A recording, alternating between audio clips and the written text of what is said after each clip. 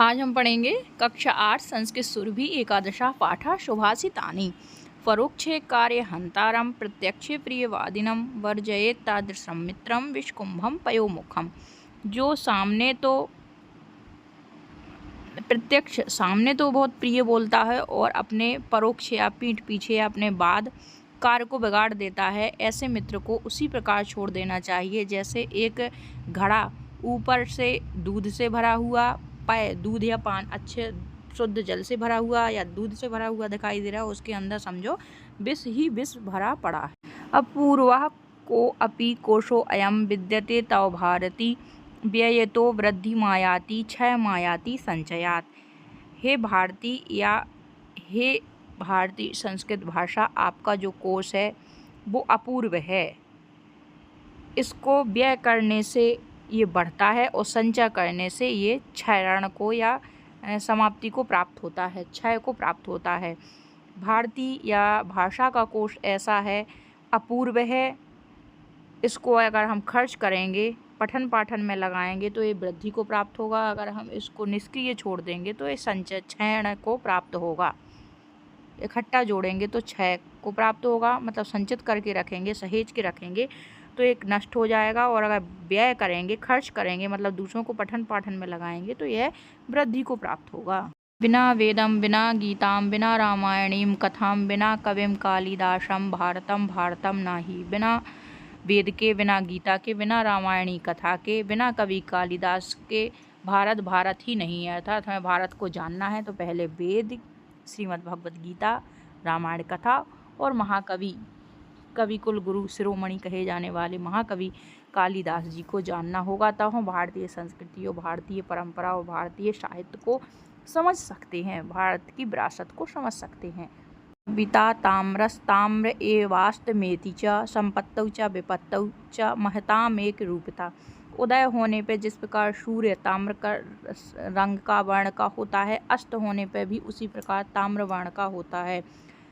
संपत्ति में मतलब संपन्नता में और विपन्नता में भी जो महान लोग होते हैं वो एक जैसे ही रहते हैं, अर्थात परेशानी में और बहुत खुशहाली में महान लोगों की स्थिति एक जैसी ही होती है। जैसे सूर्य उदित होने पर और अस्त होने पर एक ही रंग को प्राप्त होता है, तांबे कलर का हल्का ऑरेंज रंग जैसे हो जाता है, एक जैसा होता है चाहे वो उग रहा हो या डूब रहा हो।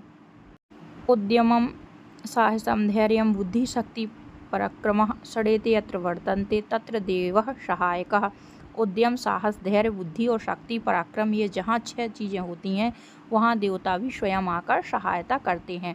अर्थात उद्यम मेहनत हो, साहस हो, धैर्य होना, बुद्धि होना, शक्ति होना और पराक्रम होना, ये 6 पुरुषार्थ जहाँ पे होते हैं वहाँ पे देवता लोग भी ऐसे व्यक्ति की सहायता करते हैं। अर्थात ये हमारे अंदर जरूर होना चाहिए। आते हैं श्लोक नंबर 6वां। नरत्वम दुर्लभम लोके विद्या तत्र सुदुर्लभा कवित्वम दुर्लभम तत्र शक्तिस्तत्र सुदुर्लभम। पहले तो इस श्लोक में नरत्व, नर को प्राप्त होना, नर देह को पाना, मतलब मनुष्य बनना बहुत दुर्लभ है।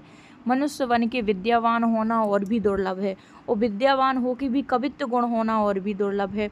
और उसमें ही सबसे बड़ी इन चीज़ों की शक्ति होना, कवित्व होने की क्षमता होना ही बहुत दुर्लभ है। अयम निजः परो वेति गणना लघुचेतसाम उदारचरितानाम तु वसुधैव कुटुम्बकम।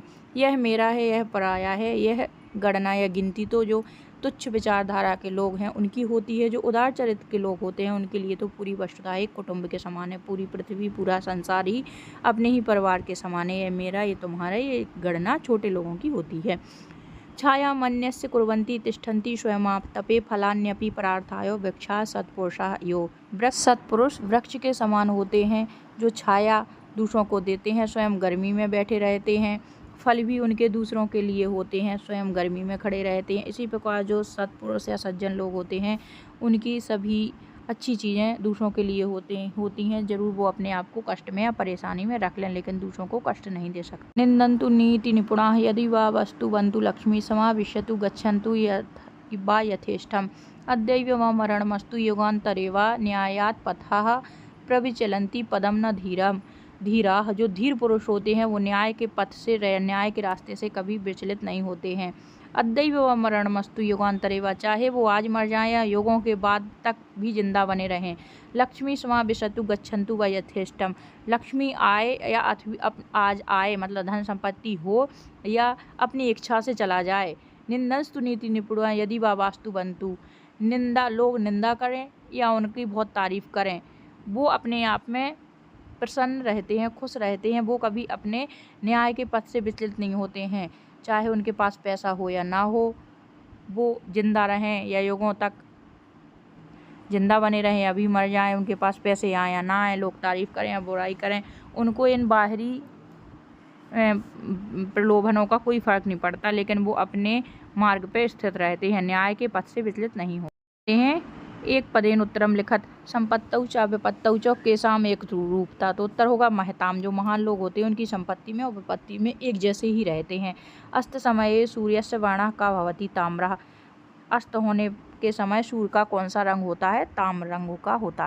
नरत्वम दुर्लभम कुत्र, उत्तर होगा लोके, नरत्व कहाँ पे दुर्लभ है? लोक में। इस संसार में नर रूप को या नर जाति को या नर जन्म को, मनुष्य जन्म को पाना बहुत दुर्लभ है। केशाम वसुधैव कुटुम्बकम, किन के लिए वसुधा पूरी पृथ्वी एक कुटुंब के समान है, तो उत्तर होगा उदार चरिता नाम, जो उदार चरित्र लोग होते हैं उनके लिए पूरी वसुधा कुटुंब के समान है। परार्थाय वृक्षाः कानि यक्षन्ति फलानि, दूसरों के लिए वृक्ष क्या देते हैं? फल को देते। वाक्येन उत्तरम लिखत में तो आपको बिल्कुल ऐसा नहीं सोचना है कि ये तो केवल एक पद वाले उत्तर समझ में आ रहे हैं। हमने जहाँ अंडरलाइन की है जिन शब्दों पे, उन शब्दों की जगह आपको पेन से लिखे हुए शब्द लिखना है, आगे के शब्द आगे जोड़ देना है और बाद के शब्द बाद में जोड़ देना है, और पूरा एक वाक्य का उत्तर लिख के अंत में फुल स्टॉप लगाना है और पूरा एक वाक्य का उत्तर बन जाएगा। ये बहुत अच्छा तरीका है, अगर आप इससे याद करोगे तो आपको बहुत कठिनाई महसूस नहीं होगी और बहुत सरलता से संस्कृत के बड़े वाक्य भी याद हो जाएंगे। सूर्यस्य वर्णः ताम्रः कदा कदा भवति, उदय काले और अस्त काले, तो उत्तर लिख देंगे सूर्यस्य वर्णः ताम्रः उदय काले अस्त काले भवति। भरत्याः कोशः कस्मात् क्षयमायाति, भारतीय भाषा का कोश किससे क्षय को प्राप्त होता है, तो उत्तर आ जाएगा संचयात। कस्मात की जगह संचयात जोड़ के पूरा वाक्य बना देंगे। वृक्षाणाम स्वभावः कीदृशः, वृक्षों का स्वभाव किसके समान होता है, तो उत्तर आएगा सत्पुरुष युव, तो पूरा वाक्य बन जाएगा वृक्षाणाम स्वभावः सत्पुरुष यो। न्यायात्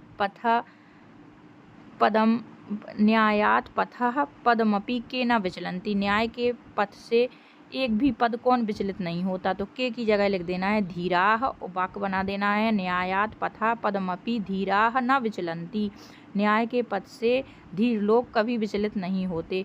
लोके की विद्या की दृष्टि, लोक में विद्या किस प्रकार है, तो उत्तर लिख देंगे लोके विद्या सुदुर्लभा अस्ति, लोक में विद्या बहुत ही दुर्लभ है या सुदुर्लभ है, बहुत ही कठिनाई से प्राप्त होने वाली आते हैं। एक वाक्य उत्तरम हो गए हैं। संधि विकसित कुरुत कोशोयम कोशः धन अयम कोशोयम यथेष्टम यथा धनिष्टम यथेष्टम फलानि धनपि फलान्यपि योग धन अंतरे योगांतरे दीर्घ स्वर संधि होगी। श्लोकम पूरयत, तो है बिना वेदम बिना गीताम बिना रामायणीम कथाम बिना कविम कालिदासा भारतम भारतम नाही।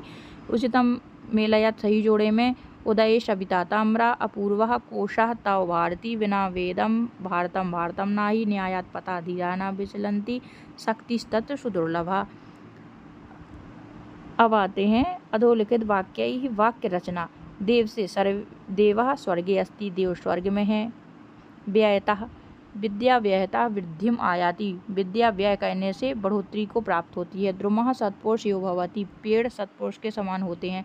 लक्ष्मी चंचला भवति, लक्ष्मी चंचल होती है। वृक्षा परार्थाय फलानि यक्षन्ति,